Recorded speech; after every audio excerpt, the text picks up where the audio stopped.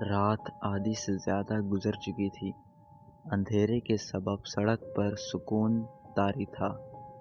تارکول کی پکی سڑک پر سناٹا طاری تھا۔ سڑک کے دونوں اطراف دور دور تک ایک طویل میدانی سلسلہ تھا جس میں جھاڑیاں اور پودے کثرت سے اگے ہوئے تھے۔ یہ طویل میدانی سلسلہ اونچے نیچے ٹیلوں پر مشتمل تھا۔ 400 گھمبیر سناٹے کا راج تھا۔ ایسے میں ایک کار کی تیز روشنی ابھری۔ اس نے سناٹے کے احساس کو مجروح کر دیا۔ کار میں 2 لوگ سوار تھے، ایک لڑکا اور ایک لڑکی۔ لڑکے کی عمر 26 سال کے آس پاس جبکہ لڑکی کی عمر 24 سال تھی۔ لڑکی نے دلہن کا جوڑا زیب تن کر رکھا تھا اور وہ فل میک اپ میں تھی۔ صاف لگ رہا تھا کہ وہ اپنی شادی چھوڑ کر بھاگی ہے۔ لڑکے نے عام سی جینز پینٹ اور ٹی شرٹ پہن رکھی تھی۔ چند ہی لمحے گزرے ہوں گے کہ لڑکی یکدم چونک کر بولی، ہم کہاں جا رہے ہیں؟ ہم لوگ دانش کے گھر جا رہے ہیں۔ یہ رات گزار کر ہم لوگ شادی کر لیں گے اور کل دوسرے شہر کے لیے نکل جائیں گے۔ مگر یہ راستہ دانش کے گھر تو جاتا نہیں۔ لڑکی پھر چونکی تھی۔ یہ شارٹ کٹ راستہ ہے جو ہم کو جلد دانش کے طرف پہنچا دے گا۔ کہیں یہ وہی خونی سڑک تو نہیں جس کے بارے میں مختلف باتیں مشہور ہیں؟ لڑکی پھر چونکی تھی۔ کار بڑی ہی تیز رفتار سے اندھیرے کو چیرتی ہوئی آگے بڑھ رہی تھی۔ لڑکی کی بات سن کر کچھ دیر تک خاموش رہا، پھر سر ہلا کر ہاں کیا اور اس کی طرف غور سے دیکھا اور پھر بولا، تم ایک پڑھی لکھی لڑکی ہو۔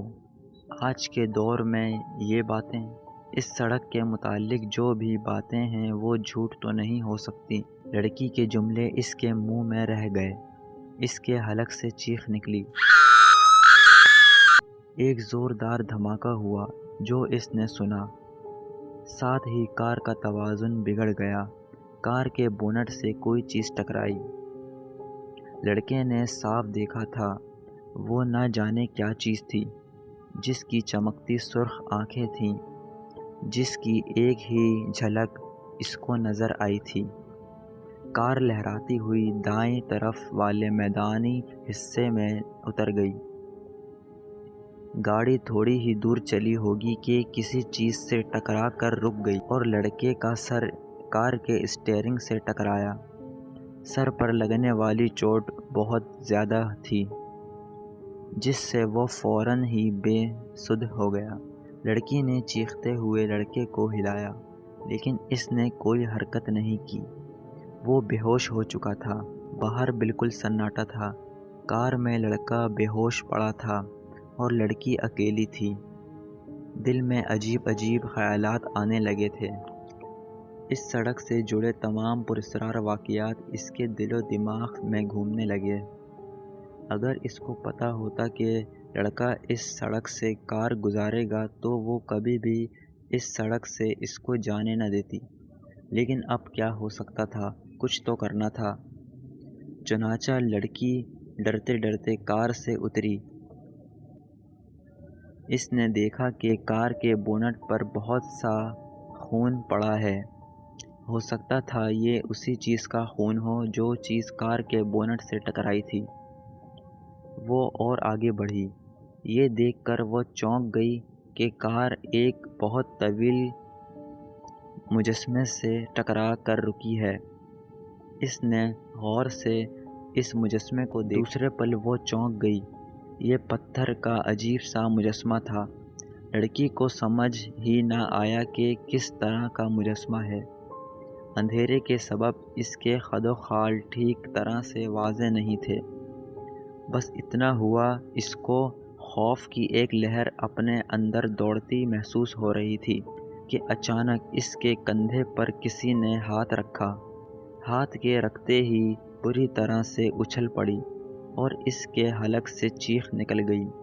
اس نے مڑ کر دیکھا تو پھر چیخوں کا نہ رکنے والا سلسلہ شروع ہو گیا۔ اس نے جس کو دیکھا وہ بہت ہی خوفناک تھا۔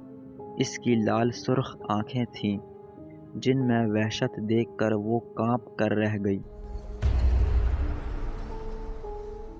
دوسرے دن لڑکے کی لاش پولیس نے اسی سڑک پر دریافت کی اور لاش کی یہ حالت تھی کہ اس کے جسم اور چہرے پر زخموں کے نشانات تھے اور جسم میں خون بے حد کم تھا۔